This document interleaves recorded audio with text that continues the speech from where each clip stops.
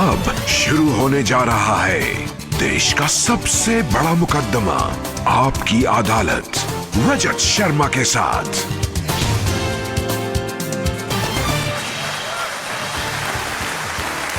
नमस्कार, आपकी अदालत में आपका बहुत बहुत स्वागत है। आपकी अदालत में हम ऐसे लोगों को इनवाइट करते हैं जिनको लेकर जनता के मन में उत्सुकता रहती है, जिनसे लोग सवाल पूछना चाहते हैं, जिनके बारे में लोगों के मन में क्यूरियोसिटी होती है। पिछले दिनों मैं जहां भी गया, लोगों ने मुझे एक शख्स के बारे में कहा, आप इन्हें आपकी अदालत में बुलाइए, और मैं भी सोचने के लिए मजबूर हो गया, ये कौन है जिसके बारे में हर पब्लिक फंक्शन में लोग मुझे कहते हैं, जिसके बारे में लोग मैसेज भेजते हैं, दर्शकों की बार बार मांग आती है। पता किया, इनकी सोशल मीडिया पर काफी फॉलोइंग है। जब ये अपने घर से बाहर निकलते हैं तो सड़क पर ट्रैफिक जाम हो जाता है, लाखों लोगों की भीड़ इकट्ठा हो जाती है। इस शख्स को आपकी अदालत में आमंत्रित कर रहा हूं। प्लीज वेलकम बागेश्वर धाम के प्रमुख धीरेन्द्र कृष्ण शास्त्री।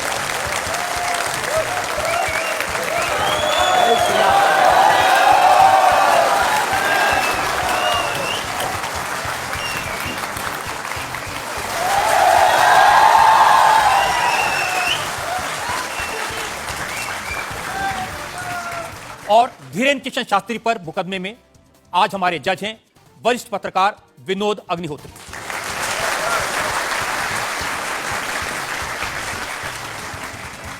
इससे पहले कि मुकदमा शुरू करें, इल्जामात सवालात का सिलसिला शुरू करें, आज के जज विनोद अग्निहोत्री की इजाजत चाहेंगे आज की कार्रवाई शुरू करने के लिए। इजाजत है मुकदमा शुरू करने की। और इससे पहले कि पहला इल्जाम लगे शास्त्री जी पर, एक नजर डालते हैं शास्त्री जी के लाइफ पर।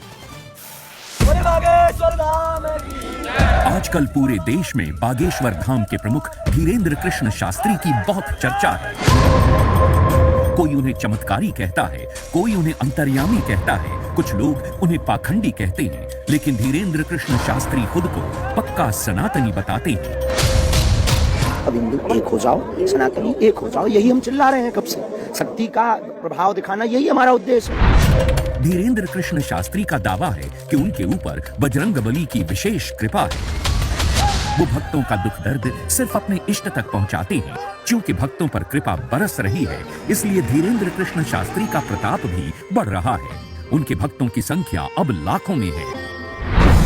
धीरेन्द्र कृष्ण शास्त्री सिर्फ 26 साल के हैं। साल 2 साल में ही बागेश्वर धाम के पीठाधीश्वर के रूप में वे विख्यात हो गए। अब बड़े बड़े मंत्री और अफसर भी उनके दरबार में हाजिरी लगाते हैं। धीरेन्द्र कृष्ण शास्त्री सबसे पहले नजरों में आए जब संस्कार टीवी पर उनकी भागवत कथा दिखाई जाने लगी। फिर वो चमत्कार भी दिखाने लगे। 21वीं सदी के इस कथावाचक के वीडियो आजकल हर मोबाइल में है। बाबा इंस्टाग्राम से लेकर फेसबुक तक हर जगह छा चुके हैं। जैसे जैसे धीरेन्द्र कृष्ण शास्त्री की लोकप्रियता बढ़ी तो विवाद भी सामने आ गए। धीरेन्द्र कृष्ण शास्त्री का दावा है कि वो कोई पैसा नहीं लेते। जो उनके दरबार में आना चाहता है उसे सिर्फ हनुमान जी के यहाँ नारियल बांधकर अर्जी लगानी पड़ती है। धीरेन्द्र कृष्ण शास्त्री एक अच्छे वक्ता हैं। अब उनका संकल्प है कि वो सनातन धर्म को घर घर पहुंचाएंगे और भारत को हिंदू राष्ट्र घोषित करवाएंगे।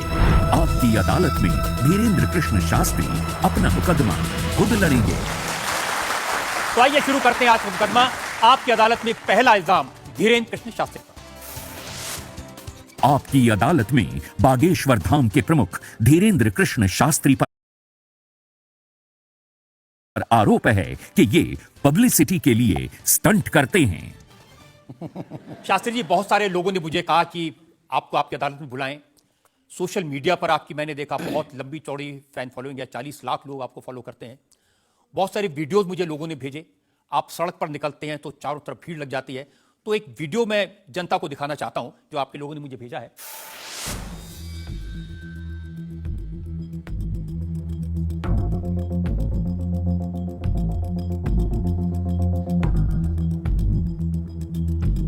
तो ये वाकई में शास्त्री जी असली वीडियो है या पब्लिसिटी स्टंट है, बनाया हुआ है?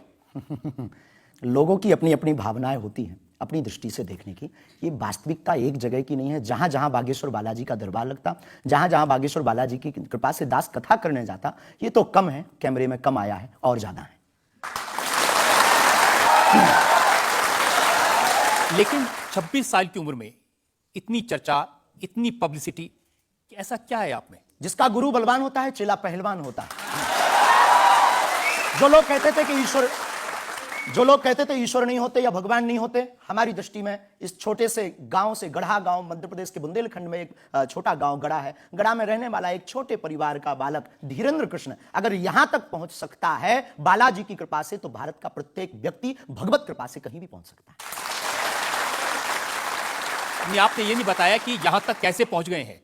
ये जो लोग हैं, जो फॉलो करते हैं, जो आपके बारे में इतनी बातें करते हैं, ये क्यों करते हैं? क्या है आप में? बागेश्वर बालाजी की कृपा वो सब पर है।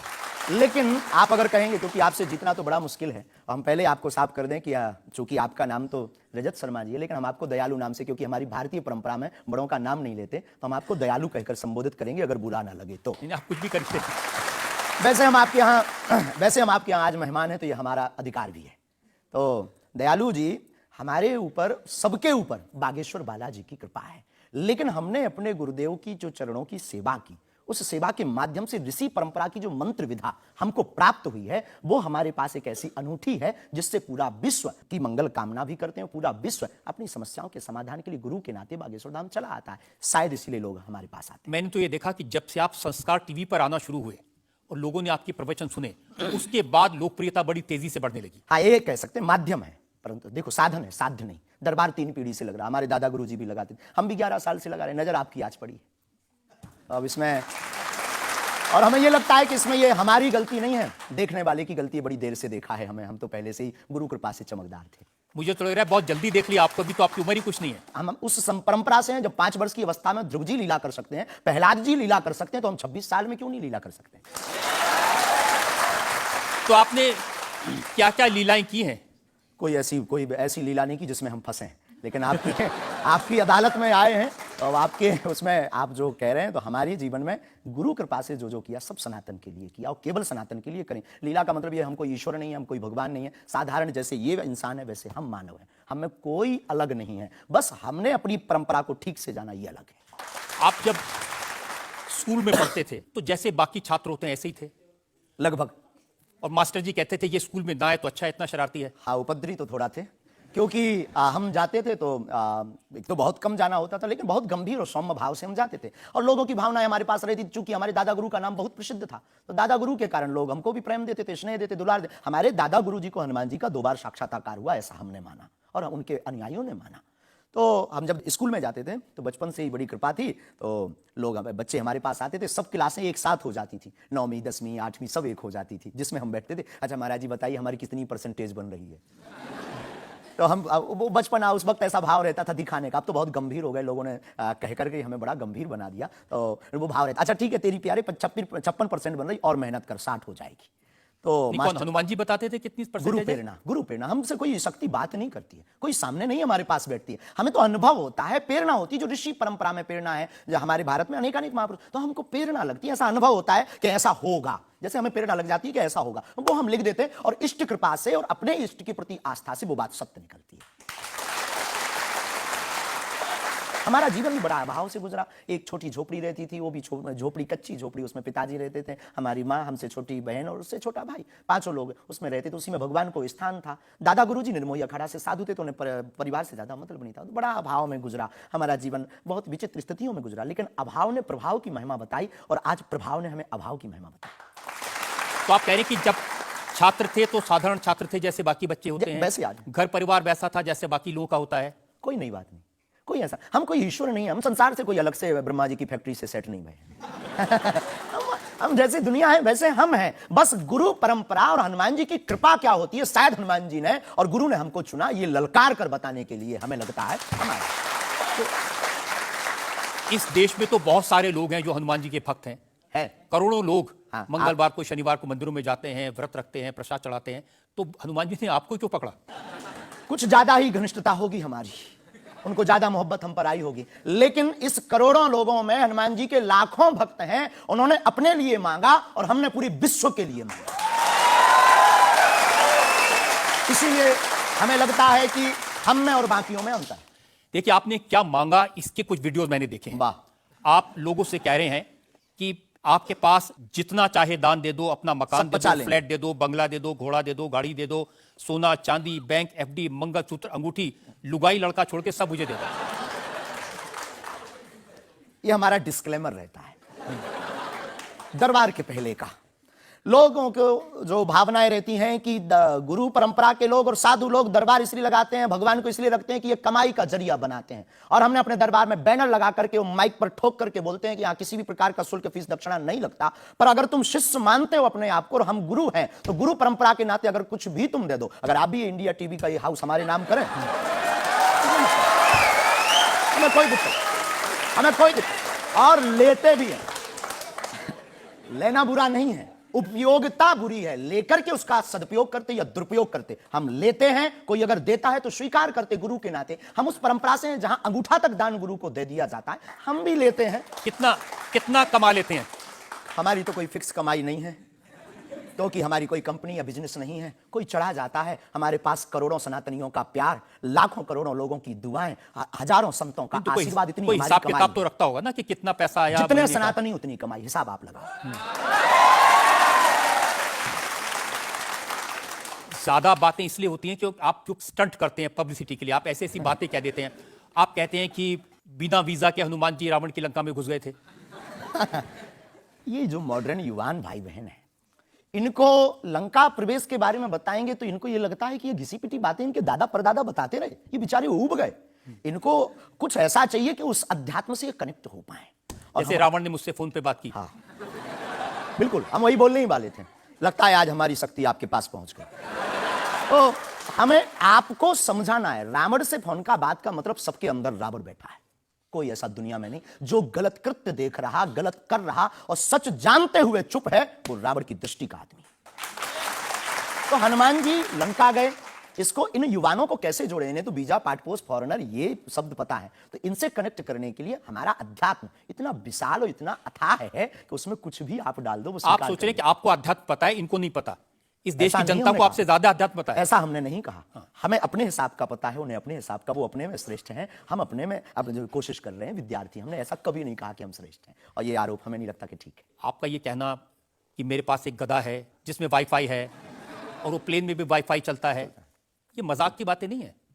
लोगों की दृष्टि से, भावनात्मक दृष्टि से देखा जाए तो ये बहुत गहरा विषय है। मजाक की दृष्टि से अगर कोई देखेगा तो देखो, जाकी रही भावना जैसी, प्रभु मूलत देखी तिन तैसी। भगवान की कोई लीला को सिर्फ रास लीला को उठाते हैं, लेकिन हम तो महाभारत भी उठाते हैं। तो अपनी अपनी दृष्टि है, हम ये मजाक में नहीं कहते। हम उनको बताना चाहते हैं कि हमारे देवी देवताओं से जो हमारे इष्ट की परंपरा की जो निशानी है, वो अगर नजदीक रहे, गुरु की निशानी अगर नजदीक रहे, माता पिता की बातों की निशानी नजदीक रहे, तो बेटा कभी गलती नहीं करेगा, वो चार चांद लगाता रहेगा। शास्त्री जी, इसको कहते हैं आप अंधों के शहर में आईना बेचने की कोशिश कर रहे हैं।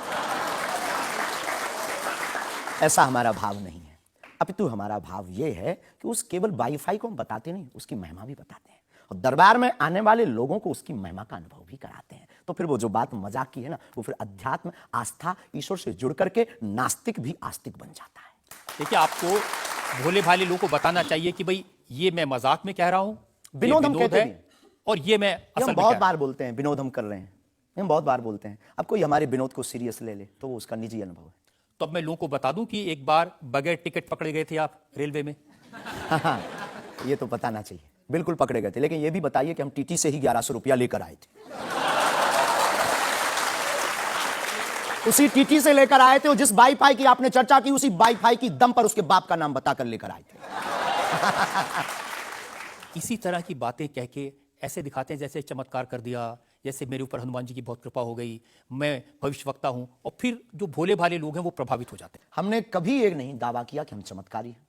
आज भी आपकी अदालत में हम कहते हैं कि हम कोई चमत्कारी नहीं है, हम कोई ईश्वर नहीं है, हम कोई महात्मा नहीं है, हम एक आम इंसान हैं। लेकिन हमारी अपने इष्ट की प्रति आस्था, ऋषि परंपरा के प्रति आस्था है, जो महर्षि वाल्मीकि से पत्र दरबार की महिमा चली है, उस महिमा का हम अनुकरण करते हैं, और उस आस्था में उलझनों में का रास्ता मिल जाता है, तो उसे आप चाहे चमत्कार मानिए, अथवा फिर आप अपनी बुद्धि से जो जिसने जो जाना वो हमें माना। देखिए शास्त्री जी, बहुत सारे ऐसे लोग हैं, गरीब हैं, परेशान हैं, बीमारियों से थके हारे हैं, डॉक्टर से आशा छूट जाती है, हॉस्पिटल से आशा छूट जाती है, वो आपके पास आते हैं, वो सोचते हैं यहाँ इलाज मिलेगा। किसी का बच्चा बोल नहीं सकता, किसी का बच्चा चल नहीं सकता, वो लोग बड़ी आस्था विश्वास लेके, जो मैंने जानकारी हासिल की, वो आते हैं, सोचते हैं कि यहां से शायद उन्हें कोई रास्ता दिख जाएगा, और उन्हें मिल जाता है। ये जो आते हैं श्रद्धापूर्वक आते हैं। देखो, जिंदगी में अगर वो परेशान है और डॉक्टर से परेशान होकर के या कहीं से भी निराश होकर के आया और उसे कुछ मिले ना मिले, हम ये तो नहीं कहते, जिसकी जितनी निष्ठा उसको उतना हमारे बागेश्वर बालाजी के दरबार में मिलता है। और अगर नहीं मिलता, अगर उसे जीवन जीने की अगर डांडस और सात्तावना मिलती है, तो क्या ये भी कम है?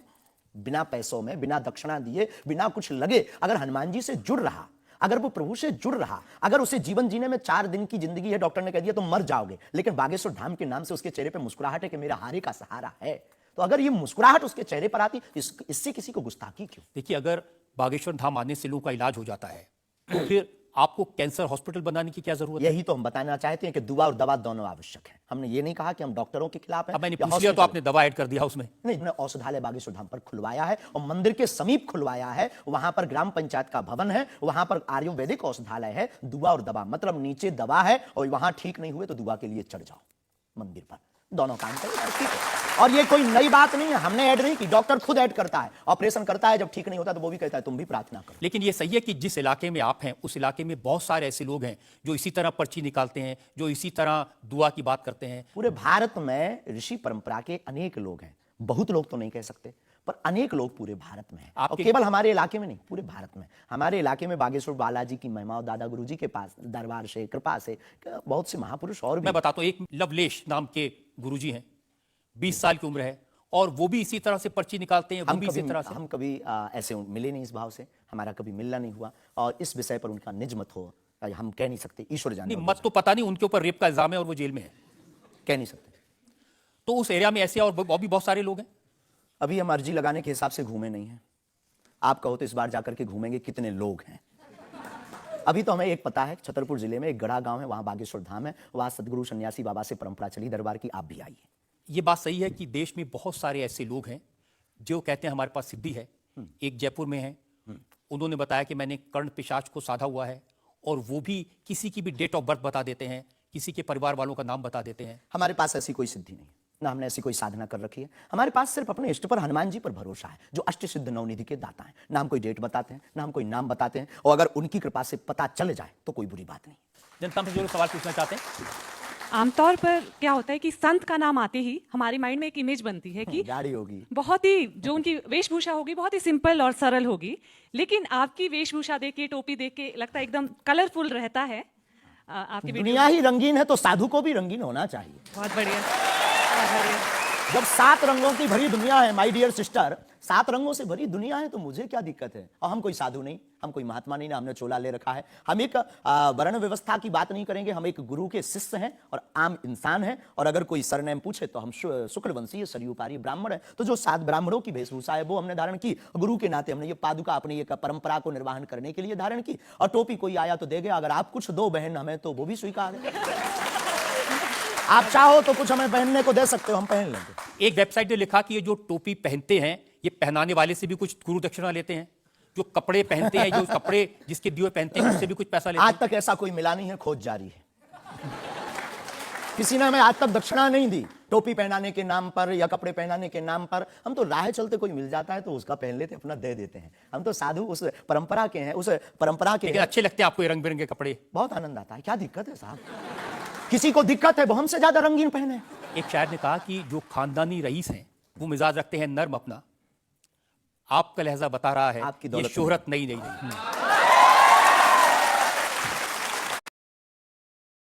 मिजाज रखते हैं नर्म अपना, आपका लहजा बता रहा है आपकी ये दौलत शोहरत नहीं।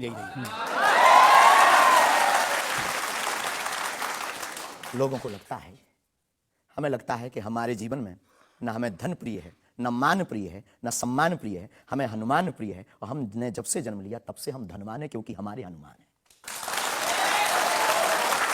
और दुनिया का प्रत्येक हनुमान भक्त धनवान है जिसके जीवन में हनुमान है। वो निर्धन है इस दुनिया में जिसके जीवन में भगवान नहीं, वो निर्धन है। और अगर बाप हनुमान हो और धनवान हनुमान हो और उनका भक्त अगर रंगीन ना हो, पीला लाल ना हो, जब हनुमान जी लाल देह लाली न से हो सकता तो लाल पगड़ी क्यों नहीं हो सकती? ये मुझे पता चल गया है कि आप इसी तरह की डायलॉग बाजी करके ही इतने पॉपुलर हुए हैं। लेकिन एक ब्रेक के रुकेंगे और ब्रेक के बाद आपकी अदालत में धीरेन्द्र कृष्ण शास्त्री पर जनता के इल्जाम और सवाल का एक और हम सनातन धर्म के कट्टर हैं और सनातन का विरोध हमें मुसलमानों से डर नहीं है, ना पादरियों से, ईसाइयों से, अपने में भी रहने वाले कुछ जयचंदों से भी डर है जो सनातन का विरोध कर रहे हैं। हम उनके खिलाफ भी बोलते हैं। नहीं, अब आप किसको बुलाना चाहते हैं? कटघरे में किसको बिठाना चाहते हैं? मुझे व्हाट्सएप करिए 93505। हमारी इंडिया टीवी की गाड़ी थी जिस पर हमला हुआ है। आपकी अदालत में आज हमारे मेहमान हैं बागेश्वर पीठ के प्रमुख धीरेन्द्र कृष्ण शास्त्री। आपकी अदालत में अगला हिस्सा। आपकी अदालत में बागेश्वर धाम के प्रमुख धीरेन्द्र कृष्ण शास्त्री पर इल्जाम है कि ये असभ्य भाषा का प्रयोग करते हैं।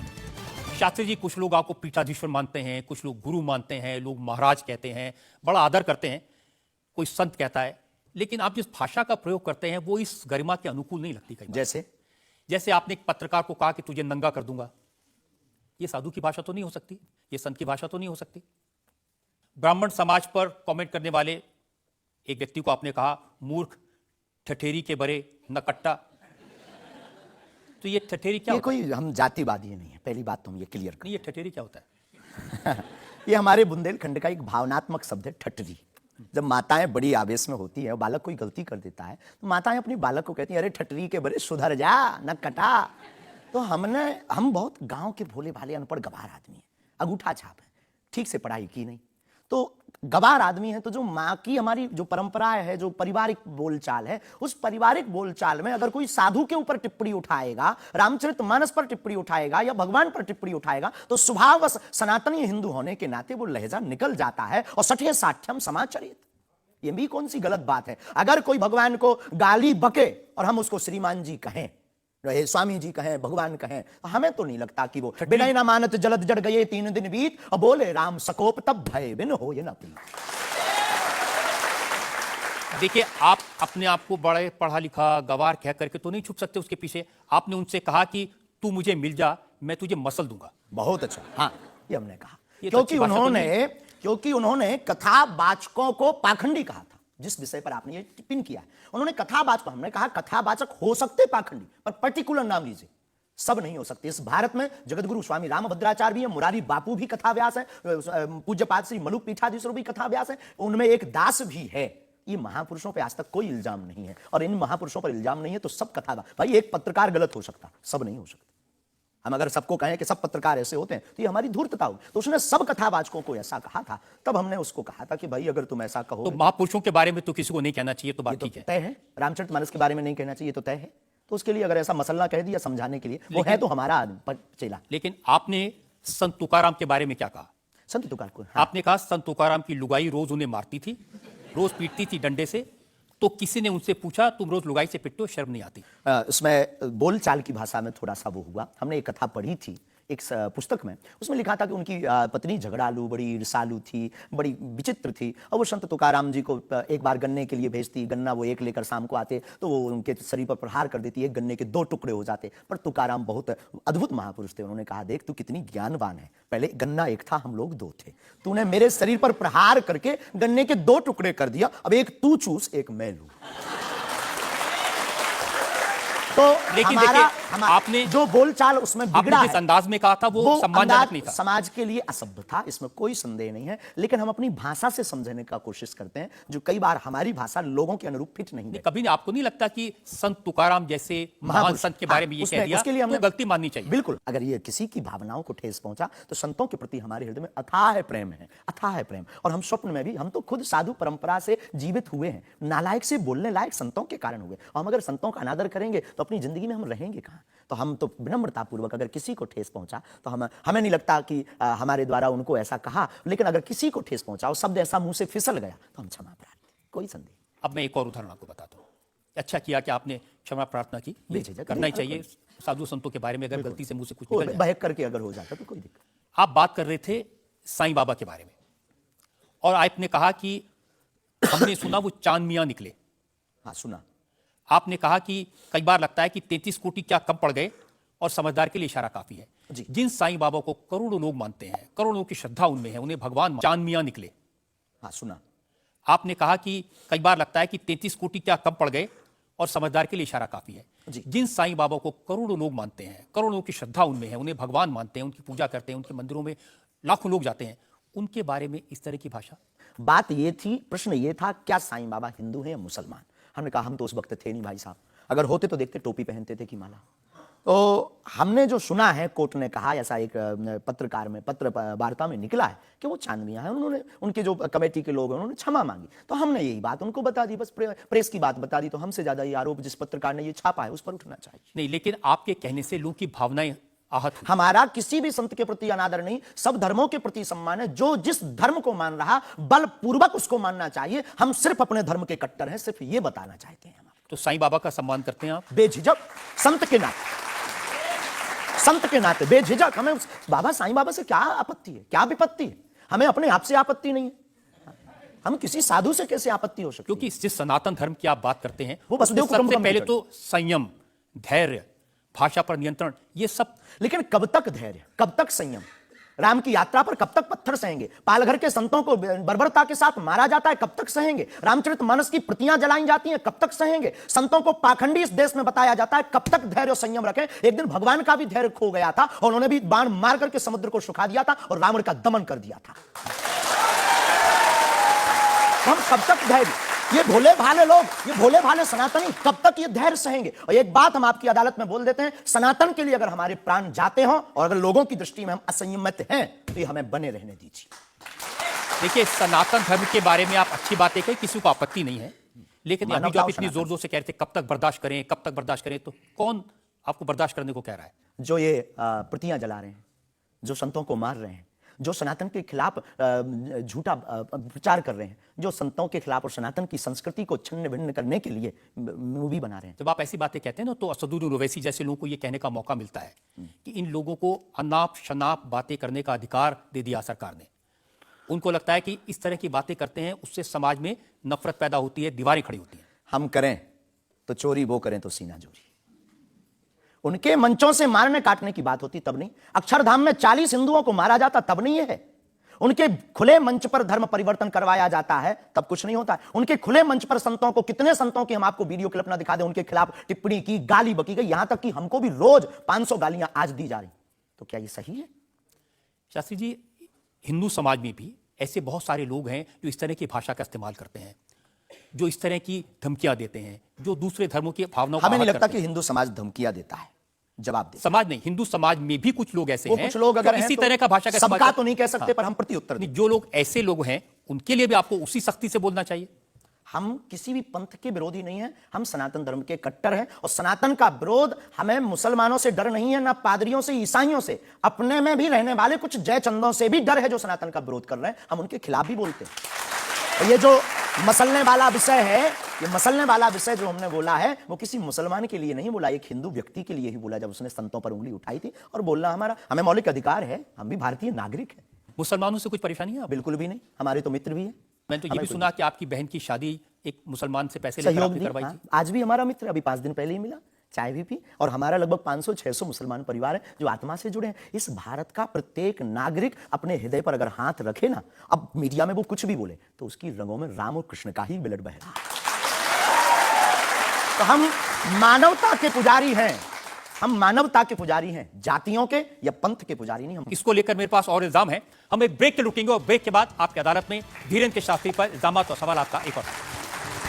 मानवता के पुजारी हैं, हम मानवता के पुजारी हैं, जातियों के या पंथ के पुजारी। जी से लगी जी जरा हो गया, चाहे हरी से लगी जी हरा हो गया। अब एक ही चाहे हमको चाहिए, वो अगर चाहे हनुमान जी तो फिर क्या चाहिए।